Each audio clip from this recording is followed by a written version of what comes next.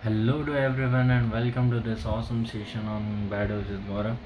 सो आज का जो सेशन है that is on one of the important topics जो कि बोर्ड एग्ज़ाम्स के रिलेटेड है, that is how to prepare for board exams. Right, last 3 months बचे हैं एंड हमेशा याद रखना पूरे साल भर आप कितनी मेहनत कर लो, बट जो लास्ट के जो 2-3 मंथ्स होते हैं उस समय की मेहनत से ही आपका रिजल्ट दिखता है। ठीक है, सो इसीलिए यहाँ पे हम डिस्कस करने वाले हैं कुछ ऐसे ट्रिक्स या tips as well as strategies आप कैसे अपने बोर्ड्स के लिए प्रिपेयर हो सकते हो एंड प्रॉपर कंप्लीट रिवीजन के साथ आप कैसे मैनेज कर सकते हो चीज़ों को। तो चलिए शुरू करते हैं। तो फर्स्ट ऑफ ऑल देखो, तो बोर्ड एग्ज़ाम से मतलब जो डेट दिया गया है सीबीएसई के हिसाब से दैट इज़ 15 फरवरी के बाद से एग्ज़ाम्स होने हैं। ठीक है, तो 15 तो डेडलाइन रख लो फरवरी फर्स्ट वीक। ठीक है, फरवरी फर्स्ट वीक तक। तो हमारे पास कितने कौन कौन से मंथ है बताओ। अभी हमारे नवंबर से देखो, नवंबर एंड दिसंबर। ठीक है, एंड जनवरी। तो जनवरी जो होगा लास्ट मंथ होगा। ठीक है, तो हमेशा याद रखना कि आप कितना भी पढ़ाई कर लो, but the thing that is most required is revision. ठीक है, जितना ज़्यादा रिवीजन होगा आपका, उतना ज़्यादा कॉन्फिडेंस डेवलप होगा, आप उतने अच्छे से आंसर्स लिख पाएंगे एग्ज़ाम्स में। ठीक है, so revision is the key, main की।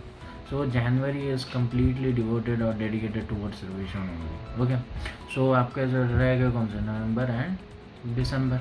ठीक है, तो ये जो दिसंबर एंड नवंबर में, नवंबर के वक्त सारे सब्जेक्ट सारे कॉलेजेस में सिलेबस ख़त्म हो जाएंगे। ठीक है, वो उनका गाइडलाइन आता है, तो ख़त्म हो गया नवंबर से। तो नवंबर से आप क्या करोगे, पढ़ना स्टार्ट। ठीक है, पढ़ना इन द सेंस आपको करना क्या है, दो चीज़ें करनी है। ठीक है, एक है क्वेश्चंस।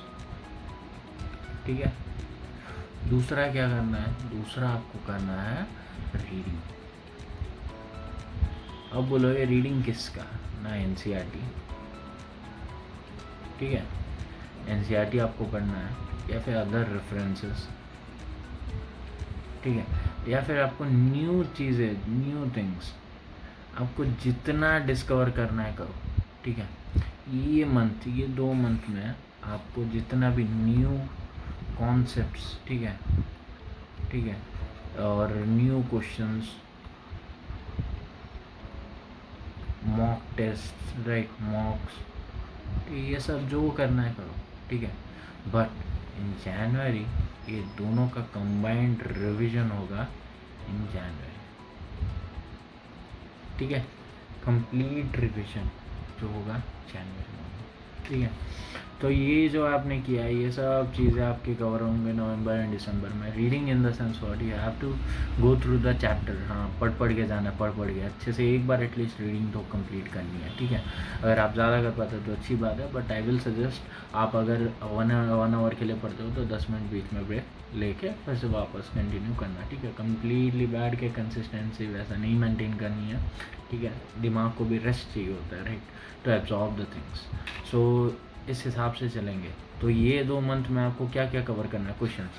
अब बोलोगे चैप्टर बिना चैप्टर क्वेश्चंस कैसे करें, राइट, तो पहले चैप्टर रीडिंग मारना। ठीक है, पढ़ लेना, तो उस नेक्स्ट मोमेंट नेक्स्ट स्टेप में आप उसी चैप्टर के क्वेश्चंस करोगे। ठीक है, तो आपके जितने भी कॉम्बिनेशंस है, 5 है या फिर 6 सब्जेक्ट्स है, ठीक है, तो वो सब आपका कवर हो जाएगा, कोई दिक्कत नहीं है। 2 मंथ्स इवन अगर लेना है तो मैक्स जनवरी फर्स्ट वीक तक ले लेना, क्योंकि इधर अगर फर्स्ट वीक बढ़ाया तो उधर फरवरी में फर्स्ट वीक तक एक्सटेंड कर लेना। ठीक है, तो आपका फरवरी काउंट मत करो, that will be act as a bonus. अगर मिलता है समय तो और अच्छी बात है, अगर नहीं मिलता है तो भी हमें कोई फ़र्क नहीं पड़ेगा। ठीक है, तो जनवरी का भाई फंडा बहुत क्लियर है, that is you have to go with the revision only, revision. अब देखो सीबीएसई ने पैटर्न जो रखा है दैट इज़ 70% क्या होगा आपका एम सी क्यू, ठीक है, 1 line 1 words.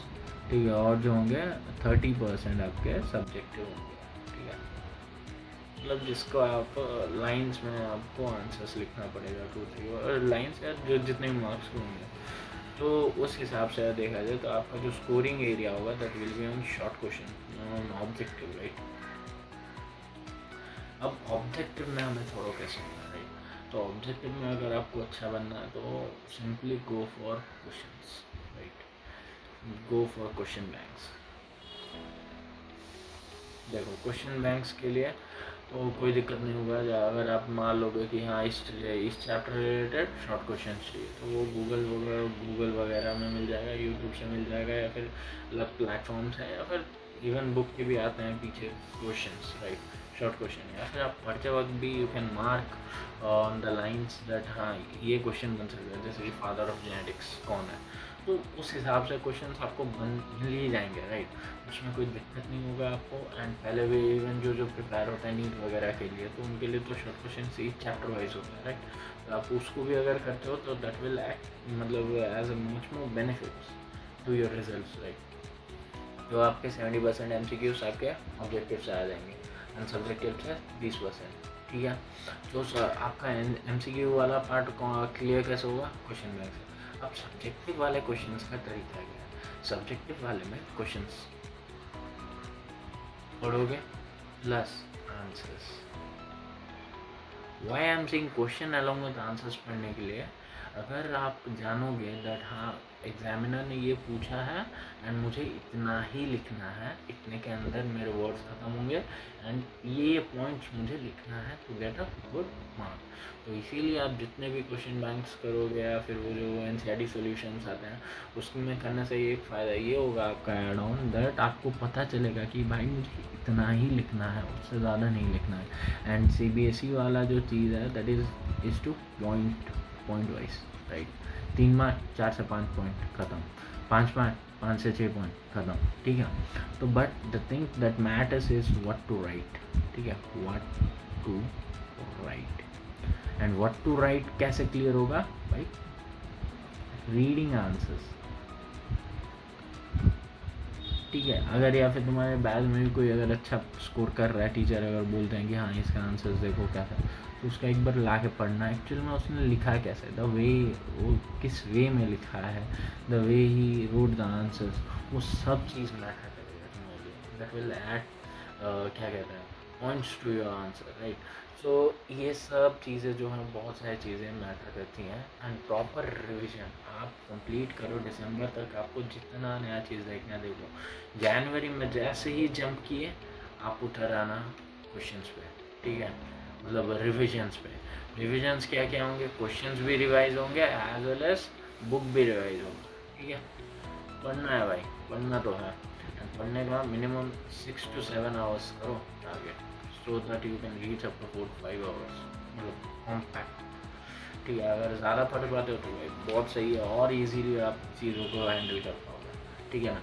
But the thing आपको जो दिमाग में रखना है दैट इज़ क्वेश्चंस, ठीक है। क्वेश्चंस आप करने से ही आपका कॉन्सेप्ट और ज़्यादा क्लियर होगा, ठीक है, एज वेल एज रीडिंग। ये दो चीज़ें हैं जो कि मैं हाईली रिकमेंड करूँगा आपके एग्ज़ाम्स के लिए। And by the end of January you will be get completely ready. And जो कॉन्फिडेंस आता है that is by revision only.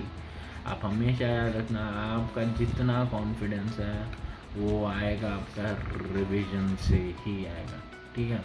सो उस चीज़ को ध्यान रखना, आराम से करना preparation, no need to stress, no need to get worried about. आराम से पैटर्न देखो, सिलेबस देखो, कितनी चीज़ें कवर हुए हैं वो देखो, उस हिसाब से प्रिपेयर करो, ठीक है। एंड अगर आपको कोई डाउट है then drop in comments and I will be answering it. Okay, so do like, share, subscribe to my channel. Thank you this much for today's session.